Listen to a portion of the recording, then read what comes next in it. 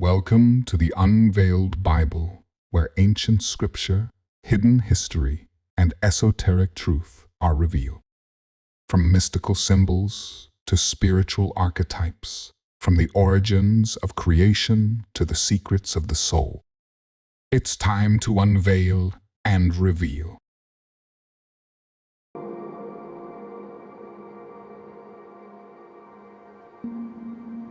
In the beginning, God created the heavens and the earth. This is the very first verse of the Bible, words that billions have read, yet few have truly understood.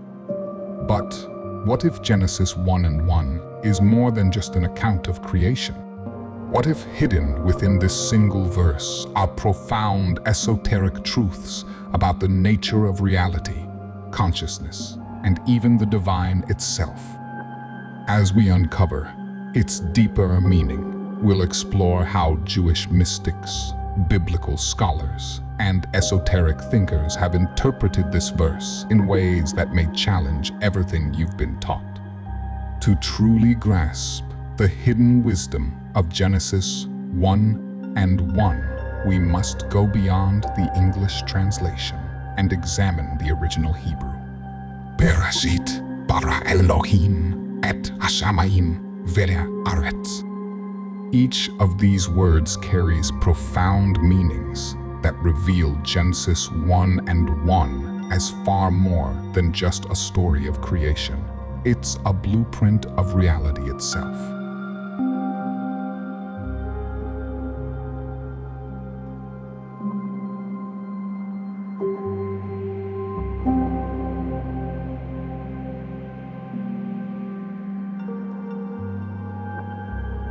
The word Bereshit is often translated as in the beginning, but in Hebrew, it implies something much deeper.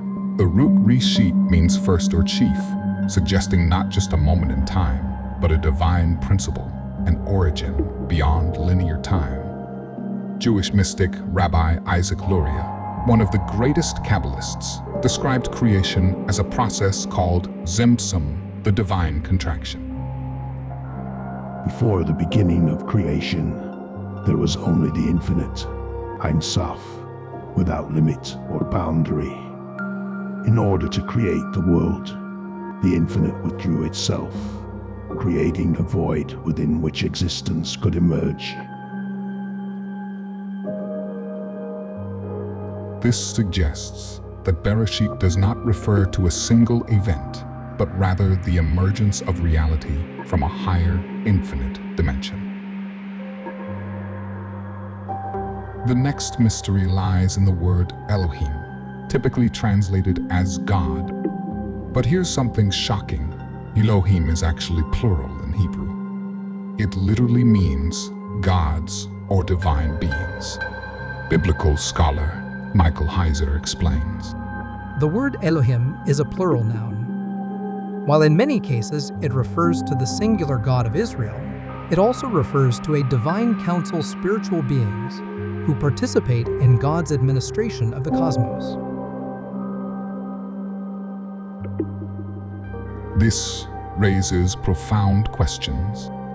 Could Genesis be describing not one God, but a unified consciousness? Could Elohim represent the masculine and feminine aspects of divinity working together? The image of God. Ancient traditions suggest that Elohim might not be a single being, but rather a collective force of divine intelligences shaping existence. There is another secret hidden within Genesis 1:1, the untranslatable word. 8. This tiny Hebrew word is made up of Aleph and Tav, the first and last letters of the Hebrew alphabet. Kabbalist scholar Gershom Scholem explains.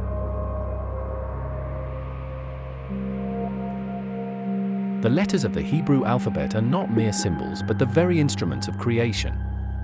In Genesis, Bereshit bara Elohim, he does not just mean in the beginning God created. It encodes the process by which divine energy shapes reality itself. This suggests that it represents the entire spectrum of existence, the Alpha and Omega, the beginning and the end. Hashamim Vedet, the heavens and the earth. On the surface, this seems simple. God created the sky and the land. But esoterically, heavens represent the unseen spiritual realms, while earth represents the physical world. Esoteric thinker Manly P. Hall suggests that Genesis is describing a metaphysical process, not just a physical one. The book of Genesis is not a historical account, but a veiled allegory describing the descent of spirit into matter. The heavens and the earth represent two states of consciousness: the unseen spiritual realm and the manifested world. This suggests that Genesis 1 and 1 isn't just about the formation of the cosmos, but the division of reality into two planes, the spiritual and material.